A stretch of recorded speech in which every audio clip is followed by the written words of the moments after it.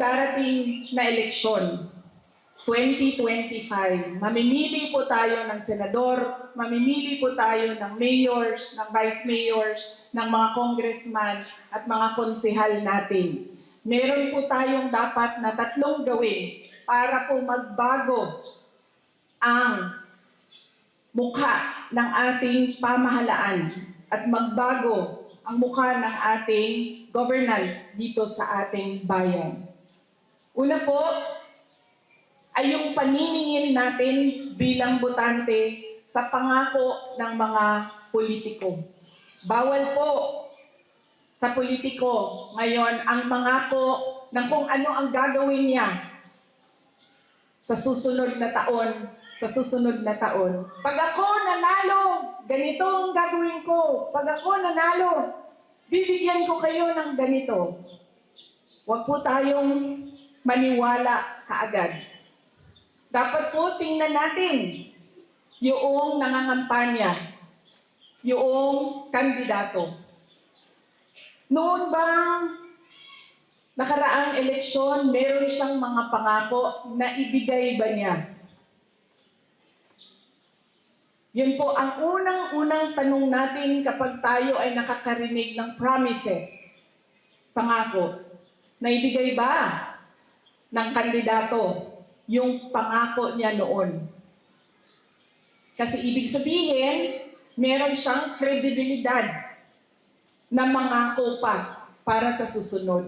Pero kapag hindi niya naibigay yung kanyang pangako nung nakaraang eleksyon, ay dapat po pag-isipan ninyo ng mabuti kung ibibigay niyo ba yung boto ninyo sa kanya. Yan po ang una. Pangalawa, nagiging legal na po ang vote buying sa ating bayan. Tinatago po nila sa pangalang ayuda.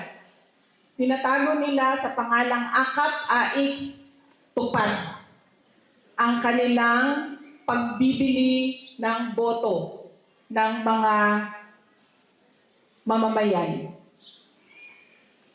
Magiging mas matindi pa ang ayuda na darating sa January, sa February, sa March, sa April, hanggang sa araw ng eleksyon. Dahil legal ang mamigay ng ayuda sa panahon ng election period. Dahil ipapa-exempt yan ng mga politiko. Sasabihin nila, ay naku, hindi pwedeng bawal ang pamimigay ng ayuda kasi kailangan yan ng mga tao. Ibibigay nila yan sa kanilang mga botante. Pero pag-isipan natin, tayong mga botante, bakit ko ba utang ito sa mga politiko? Pera ito ng bayan, hindi ito pera ng politiko.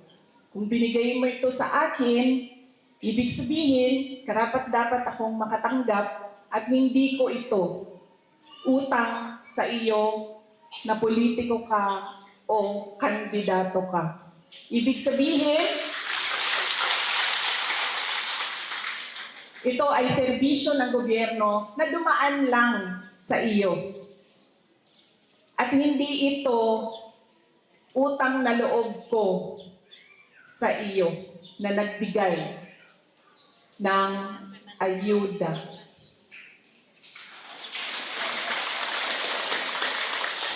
Ang huli po na kailangan natin pag-isipan at hinihingi ko po sa inyo ay hindi po dahil Duterte yung tumatakbo ay automatic po ang boto ninyo.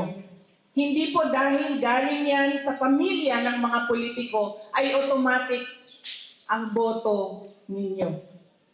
Hindi po dahil galing yan sa anak ni ganitong politiko, kapatid ni ganitong politiko, apo ng ganitong politiko, ay ibigay nyo na kaagad ang boto ninyo.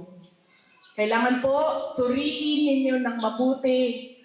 Meron ba ito siyang kakayahan maliban sa apelido na ibinigay sa kanya ng Diyos nung siya ay ipinanganak. Yan po ang tanong ninyo kapag kayo ay nakikinig sa kampanya ng mga politiko.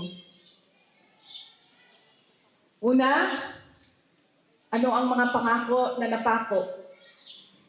Pangalawa, hindi niyo utang na loob sa kanila ang ayuda. Pangatlo, hindi dahil anak yan ng politiko, ay automatic ang boto ninyo. Yan po ang kailangan natin gawin para mabago natin ang mukha ng gobyerno at ng pamahalaan.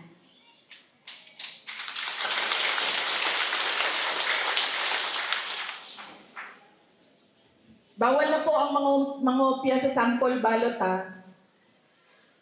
dahil marami sa atin binibigyan lang ng sample ballot, kopya tayo ng kopya doon sa sample ballot. Gumawa po tayo ng sarili nating listahan base po sa pagsuri natin sa kandidato. Kailangan po, wala akong kakayahan na magsuri akong mag-isa. O di sige, kayong mga senior citizens na organisasyon, pag-usapan ninyo.